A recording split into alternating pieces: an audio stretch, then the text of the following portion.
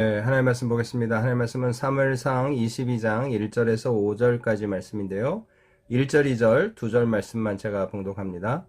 그러므로 다윗이 그곳을 떠나 아두람 굴로 도망하매 그의 형제와 아버지의 온 집이 듣고 그리로 내려가서 그에게 이르렀고 환난당한 모든 자와 빚진 모든 자와 마음이 원통한 자가 다 그에게로 모였고 그는 그들의 우두머리가 되었는데 그와 함께 한 자가 400명 가량이었더라.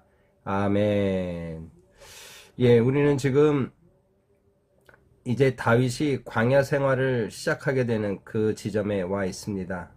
그래서 지난번 이 다윗이 도피 생활을 하기 시작하면서 이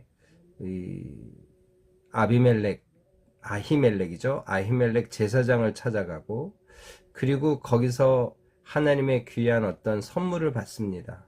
진설병을 얻었을 뿐만 아니라 골리앗의 칼을 받은 거죠.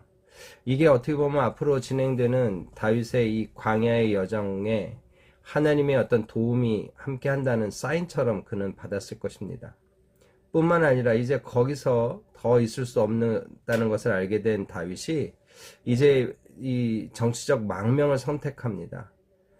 가드 왕 아기스에게로 들어가는 거죠.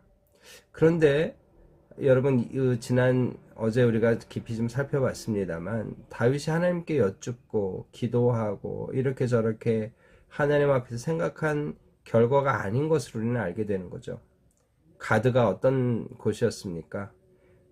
다윗이 그냥 단칼에 베버린 골리앗의 고향입니다. 근데 그곳에 가는 거예요. 여러분 조금만 생각해도 야 이건 아니다 할 텐데 다윗은 그런 생각을 못 하는 거죠. 무엇을 우리에게 보여줍니까? 하나님 앞에 여쭙고 묻고 기도하며 선택한 것이 아니라 야 이제 사무엘에게도 갈 수 없고 요나단에게도 갈 수 없고 하나님의 어떤 제사가 진행되는 성막에도 갈 수 없고 내가 갈 수 있는 곳이 어디냐 지금 이런 두려움 속에서 그죠? 두려움이 문제였던 거죠. 두려움 속에서 그는 어떻게 보면 선택하지 않아야 될 장소를 선택했던 것이죠. 여러분 바로 그런 그곳에서 이제 그는 갑자기 미친 척을 하면서 그 위기를 모면하게 되는 거죠.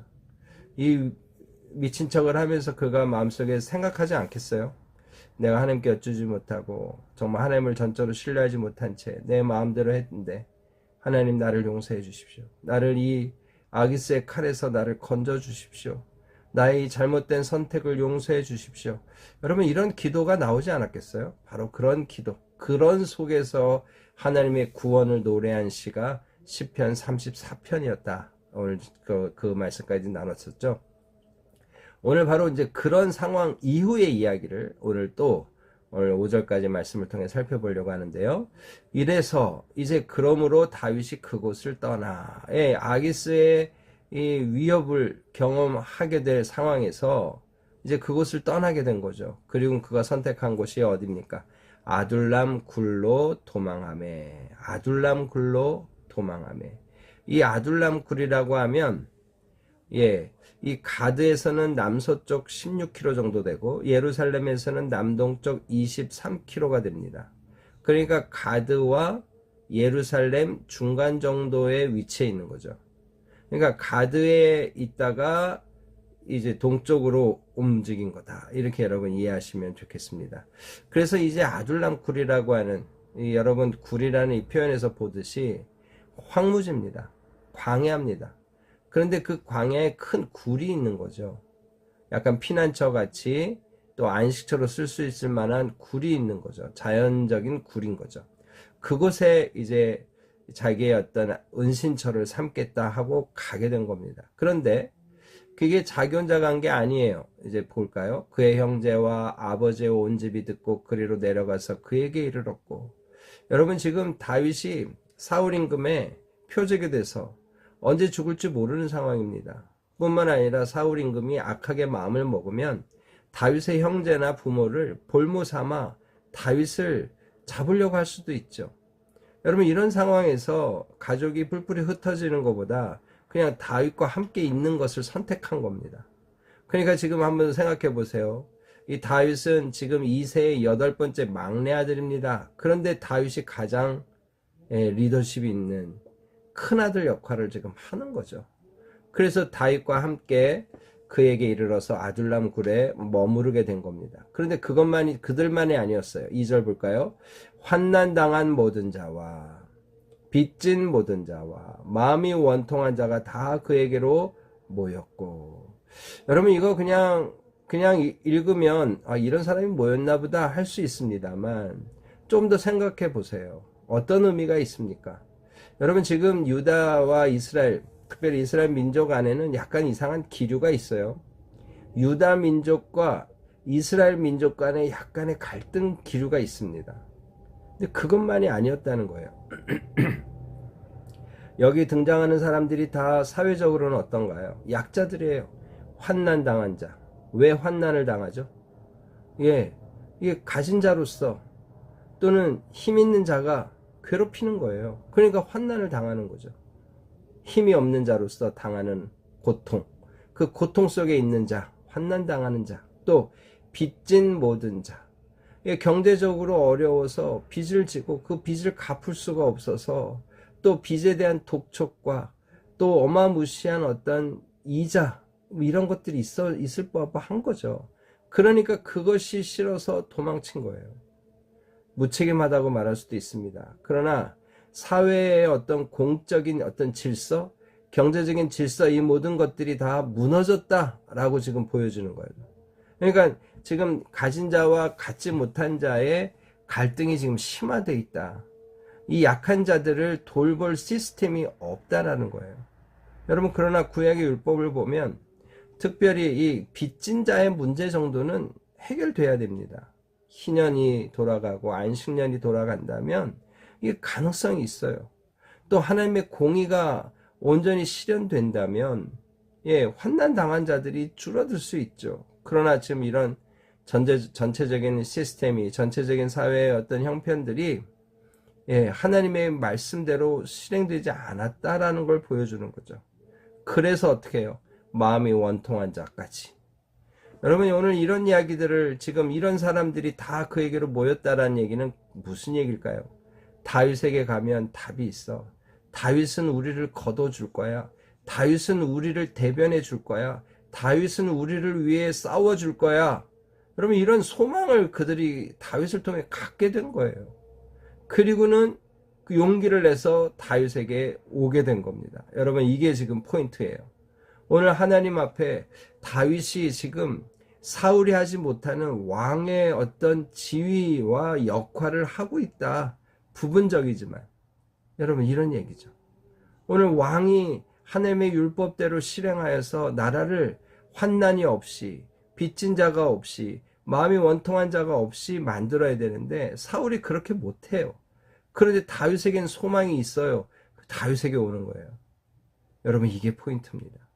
다윗은 이미 이 도망자의 신분이지만 그때부터 왕으로서 어떤 포지션을 가지고 어떤 지위에서 어떤 역할을 해야 되는지를 지금 배우는 겁니다. 가진 자가 아닌 갖지 못한 자, 강한 자가 아닌 약한 자의 편에 서서 의를 행하는 것, 공의를 실천하는 것, 여러분 이걸 지금 배우고 있는 거죠. 그래서 뭡니까? 그는 그들의 우두머리가 되었다.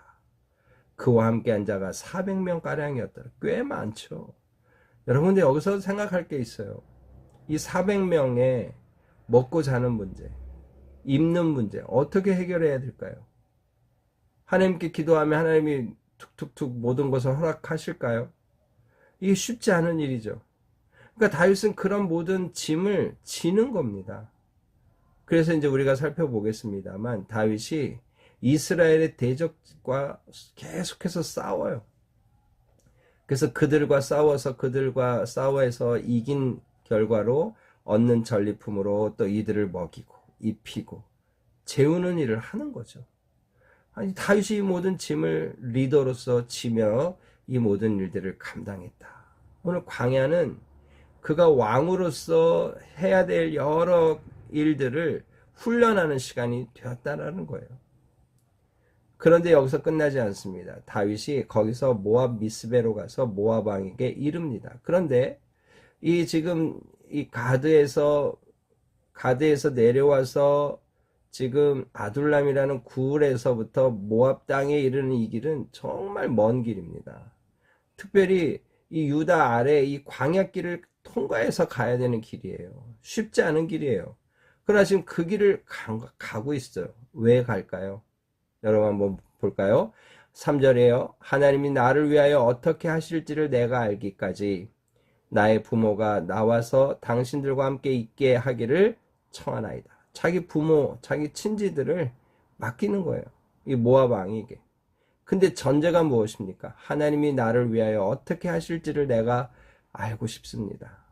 내가 그것을 알기까지는 당신이 우리 부모를 좀 보호해 주십시오 하고 맡기는 거죠. 근데 왜 하필이면 모압일까요? 예, 하나님 다윗과 모압과의 어떤 모종의 관계가 있었다 뭐 얘기할 수도 있습니다만 모압은 이 다윗의 할머니 뻘 되는 룻의 동족이죠. 룻이 모압 사람이잖아요. 그러니까 아마 그런 관계로 모압에게 가서 오늘 이런 이야기를 할 수 있었다라고 추측할 수 있는 거죠. 또 다른 포인트는 뭐예요? 하나님이 나를 위하여 어떻게 하실지 내가 알기까지. 여러분 이제 다윗은 하나님의 뜻이 무엇인지, 하나님이 자기를 통해 일하시는 그 어떤 그 과정이, 여정이 어떤 것인지를 알기 전에는 막 움직이려 하지 않는다는 거예요. 특별히 연로한 부모님들을 따로 보호를 맡기고 이제 하나님의 인도를 받겠다는 거예요. 여러분 이게 지금 다 어디서 배운 걸까요? 가드왕 아기스에게 그냥 생각 없이 갔다가 철저하게 배운 거죠. 하나님께서 나를 위하여 어떻게 하실지를 내가 알기까지. 여러분 오늘 우리에게도 이런 믿음의 결단이 필요합니다. 하나님이 가르쳐 주신 그 길을 가겠다. 하나님의 음성을 들으며 가겠다. 성령을 따라 가겠다. 여러분 오늘 우리가 이런 결단을 다윗처럼 하기를 소망합니다. 여러분 그래서 어떡합니까? 부모를 인도하여 모압 왕 앞에 나아갔더니 그들은 다윗이 요새에 있을 동안 모압 왕과 함께 있었더라. 예, 다윗이 광야 요새를 전전할 그때 부모들은 모압 왕에게 있었다. 이제 설명해 주는 거죠. 그런데 하나님이 자기에게 어떻게 하실지를 알기까지라는 이 말 속에서 하나님의 음성을 듣기를 원하고 하나님의 인도와 지시를 받기를 원하는 그에게 하나님은 응답하신 겁니다. 5절이죠. 선지자 갓이 다윗에게 이르되 너는 이 요새에 있지 말고 떠나 유다 땅으로 들어가라. 하나님의 명령이 온 거예요. 여러분 바로 이 명령을 듣고 갔어야 되는 거죠. 처음부터. 이제 그가 하나님의 음성을 듣기를 원하고 듣기를 결정하고 결단하고 하나님 앞에 서게 된 겁니다. 그래서 하나님이 갓 선지자를 그에게 처음으로 보내시는 거죠. 이 갓 선지자와 나단 선지자가 다윗의 시절에 다윗의 시대에 등장하죠. 이 갓 선지자가 나중에 다윗이 인구 조사를 해서 하나님 앞에 또 거역을 했을 때 그때 등장했던 선지자가 갓 선지자인데 오늘 처음 등장하는 겁니다. 이 요새에 있지 말고 유다 땅으로 가라. 유다 땅으로 가라. 지금 모압 땅에서 부모님을 인계하고 있는 상황이에요. 거기에 있을 수도 있었겠죠. 그런데 딱 하시는 말씀이 뭡니까? 여기에 있지 말고 유다 땅으로 가라.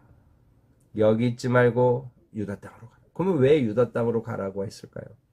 여러분 다윗은 유다의 이스라엘의 왕이 될 사람입니다. 그러니 자신의 본토를 지킨다는 의미도 있죠. 또 본토를 지키며 그곳에서 고생은 하지만 고생하는 그 모든 와중 속에서 이 왕으로서 이스라엘 백성들과 계속 관계를 맺기를 하나님 원하셨던 거예요. 그래서 숱한 일들이 벌어지게 되는 거죠.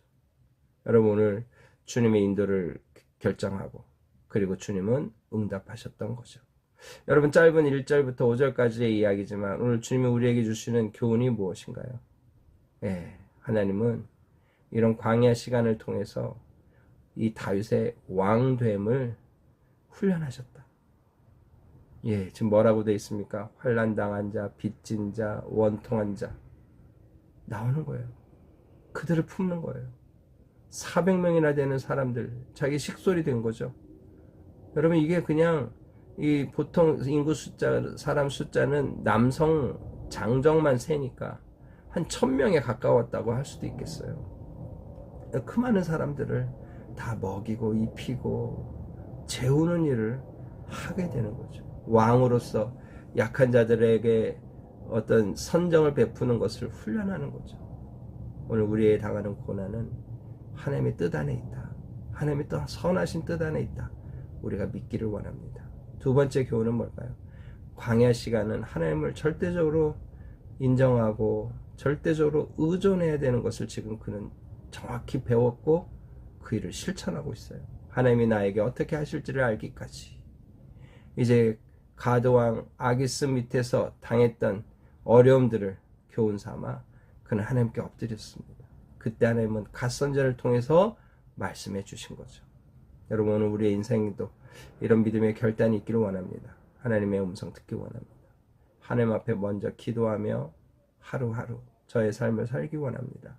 저의 큰 인생, 먼 인생까지 이끄시는 주님 의지하며 나가기 원합니다. 주님의 음성 듣기 원합니다. 이런 믿음의 고백으로 오늘 하루 기도하며 이런 믿음으로 달려가는 우리 모두가 되기를 주님의 이름으로 축복합니다. 다 같이 기도하겠습니다.